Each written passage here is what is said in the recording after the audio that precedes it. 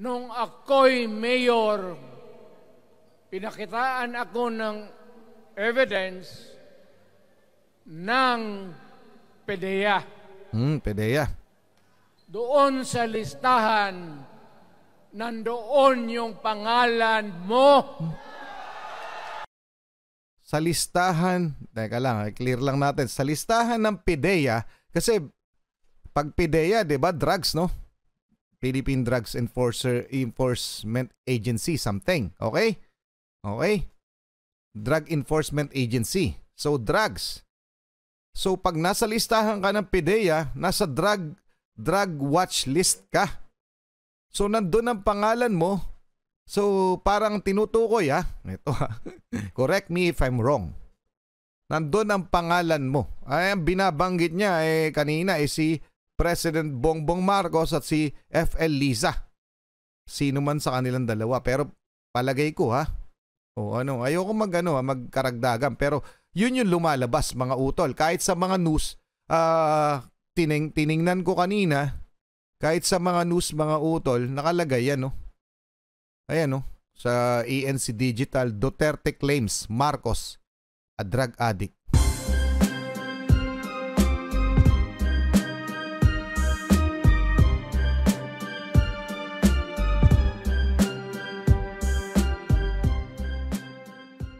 Itong ating topic, pakikinggan, panonoorin at ating aalamin, mga utol, masyadong sensitibo. At uunahan ko na kayo, mga utol, ang aking po nalalaman dito, syempre limitado kagaya rin ninyo. Kung ano lamang lumalabas at nababasa ko o napapanood, yun lamang rin po ang aking alam. So, pero bilang mamamayan ng Pilipinas, may karapatan tayong pag-usapan ng mga bagay na ito dahil ito po ay tungkol sa issue ng ating gobyerno o pagbabangayan nila kung sa mas madali nating sabihin. Bakit nga ba parang naglalaban na si ex-President Duterte at ang administrasyon ni President Bongbong Marcos Jr.?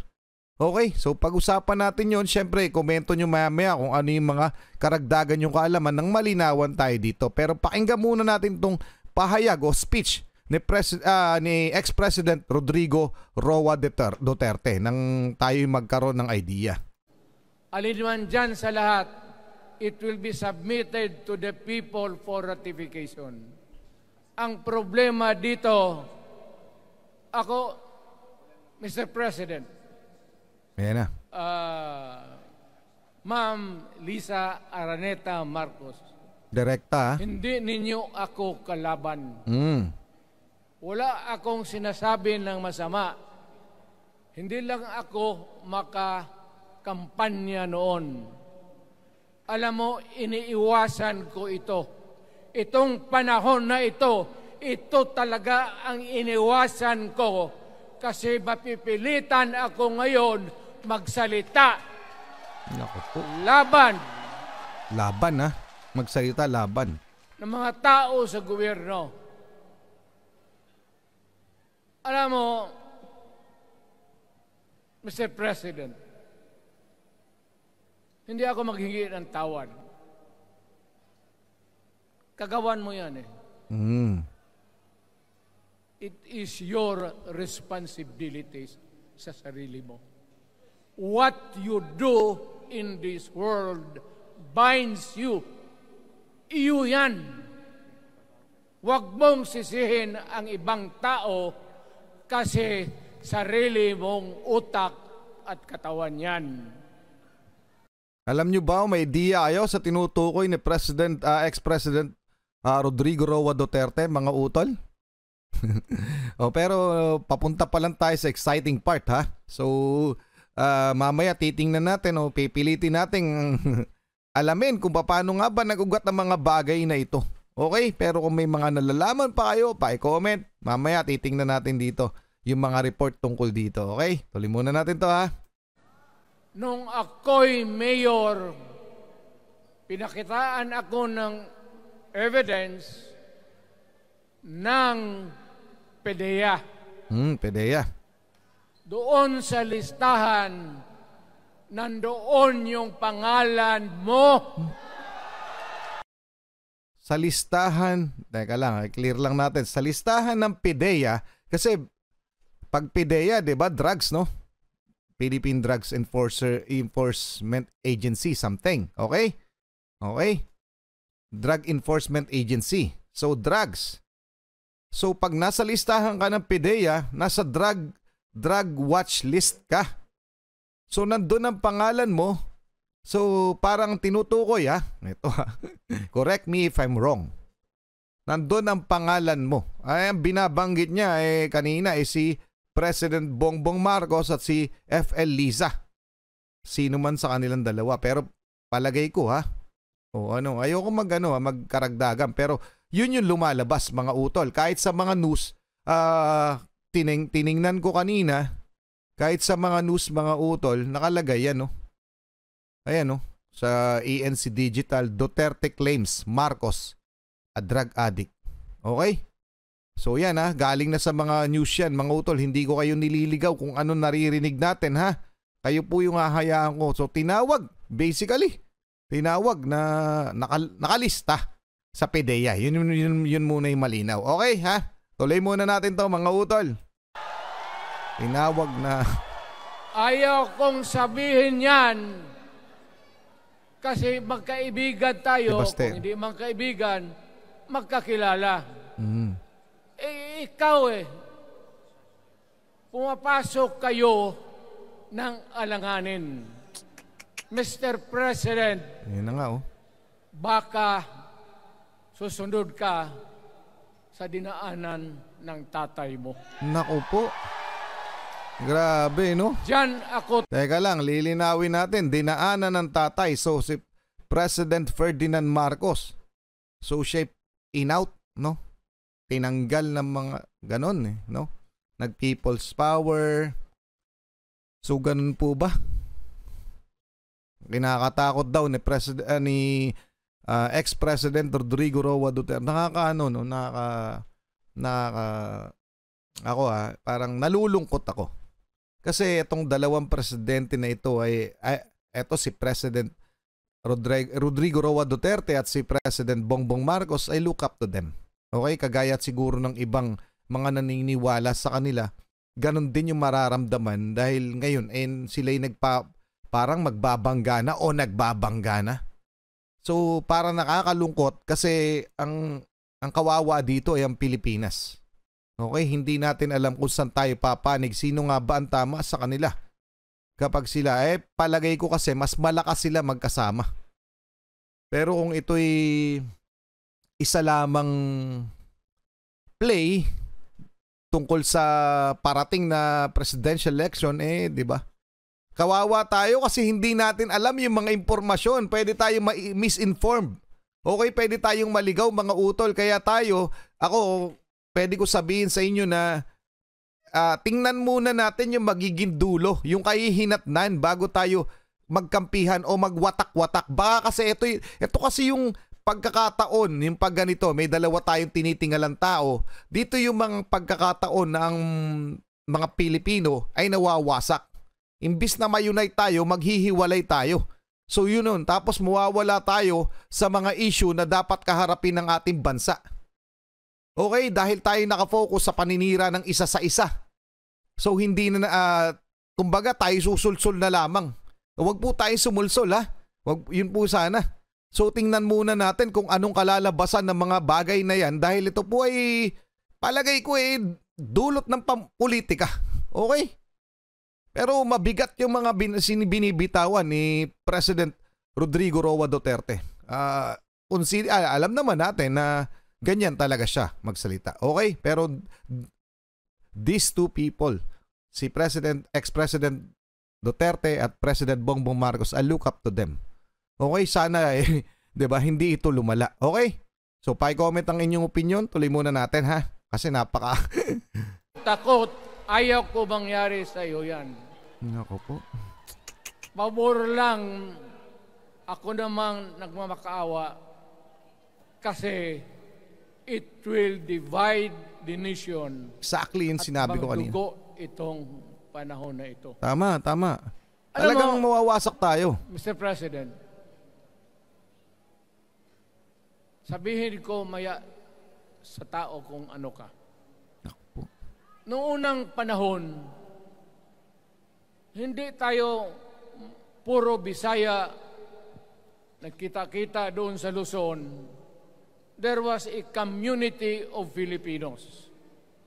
Galing Visayas, galing Ilonggo, galing Waray, galing Mindanao, galing Hulo, galing Lanao, Cebu, Samar, at Taas, Pampanga, Apare. Nagkita-kita yung mga minono natin. Kasi hinawakan tayo ng Espanyol, pati Amerikano. Nung dumating ang panahon na tayo'y nagkaharap na, sabi ng mga lolo natin, ano ang gawain natin sa bayan natin? Pwede ba tayong magbarangay-barangay lang o magkaisa tayo? Di na bale, iba-iba ang salita natin. Tama, ang ganda ng pinupunto. It was agreed by the Filipinos then of all walks of life, Ma-Ilocano, Ma-Cebuano, mga taga Mindanao, they agreed to form a constitution. Yun, mga utol. Ang sinasabi niya dito, yung unity. Naging unified yung mga Pinoy kahit ano pa mang salita o ano pa mang pinanggalingan, okay? Dahil watak-watang atayar, kapelago tayo. So, alam na natin yun, naging na-unite, no? Na-unite lalo, mas tumibay. So, yun yung pinupunto niya na sa harap ng mga kalaban. Ngayon, ang mangyayari talaga rito, tayo mismo mga kapwa Pilipino, ang maglalaban-laban dahil sa nangyayari na to sa ating gobyerno. And gusto ko malaman kung bakit, saan nga ba ito nagsimula. So parang ang lumalabas kasi, mga utol, no? Ito'y parang, pakaramdam ko lang ito'y parang dito nagsimula. Doon sa bangayan o sa banatan ni Vice President Sara Duterte at ni House Speaker Romualdez. Tama ba ako ng pagkakano? Hindi, medyo, diba? So, basically, VP Duterte on relationship with Romualdez, why attack admin allies? Oo nga naman, alam ko talaga close at ayos ang samahan, ang relasyon ng ating presidente at ng ating vice president. Bakit nagkaaganon? Yung pamilyang, bakit ngayon nagkaaganon na parang nag-aaway na o maglalaban na? Ano nga ba naghihilan nito? Dito ba nagsimula o dito? Paano ba? O dito sa kanila? Pero ayon naman sa akin nabasa, Vice President Sara Duterte on Wednesday addressed the alleged rift between her and House Speaker Martin Romualdez, stating that she is also wonders why she is being attacked despite being the current administration ally. O tama nga naman, nagtataka pala si Sara Duterte na bakit siya inaatake, di umano ni House Speaker Romualdez. Okay? So pero nabasa ko rito mga utol, parang pinagtatanggol nga daw, eto. The very best description and comment kung anong ang relasyon namin ni Speaker Martin Romualdez ay galing kay Senator Amy Marcos. Marami ang hindi nakakaintindi bakit ay inaatake mo ang kaalyado ng administrasyon, sabi ni Vice President Sara Duterte. Okay. So yun daw, no? So ganun, no? Pero parang nagsimula do sa education budget. Kung yun pagkakaintindi ko, parang doon nagsimula ang lahat ng ito. Pero ito galing ito sa salita ni Senator Amy Marcos. Si Speaker, alam ko may tampo sa akin mula pa October. Bakit ako kumakampi sa mga Duterte?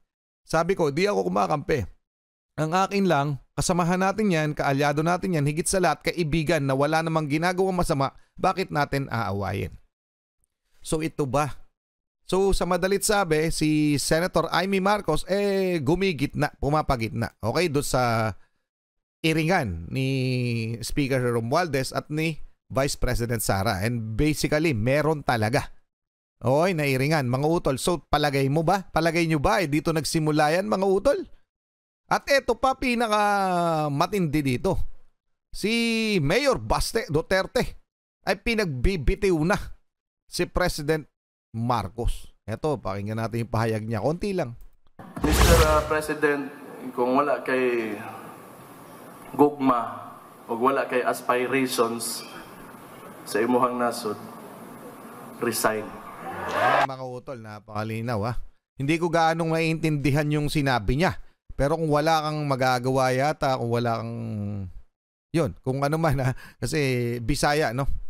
So, pinagre-resign niya si President Bongbong Marcos. So, ano masasabi nyo dyan, mga utol? Pa-comment na lang. Pakinggan na lang natin ng konti itong pahayag pa ni President Rodrigo Roa Duterte. Alam mo, yung Constitution, parang bahayan. Nahaba pa to, mga utol, pero ititigil na natin dahil lumahaba tayo. Yun, basically, yun lang naman ang gusto ko ipakita sa inyo na nagsisimula na ba ang pagkakawatak-watak natin o magsisimula na ba dahil dito? Sana naman ay hindi. Sana ay matapos nila. Sana ito'y dahil lamang sa layo pa ng eleksyon, 2028 pa, kasimula lang ng ating presidente. Sana ay meron kasi mga tao dyan, no?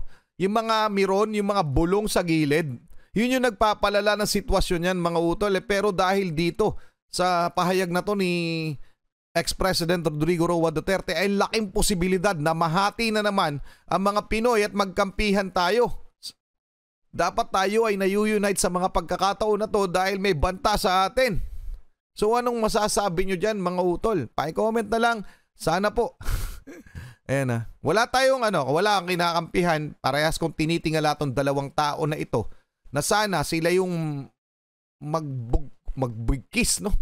Para wala, nakakalungkot lang. Anyway, comment na lang. Maraming salamat. Ito pala ay mula sa Facebook account mismo ni ex-President Rodrigo Roa Duterte, Rodi Duterte. Okay, pwede niyang makita ng buo. Okay, mga utol, hanggang doon lang muna. Muli ako si Target Achilles in behalf of the Real South Pride Production. Ako nagpapasalamat sa walang sawa niyong pagsuporta. Kayo mag-iingat, keep safe, God bless at saludo po ako sa inyo lahat. Maraming salamat po.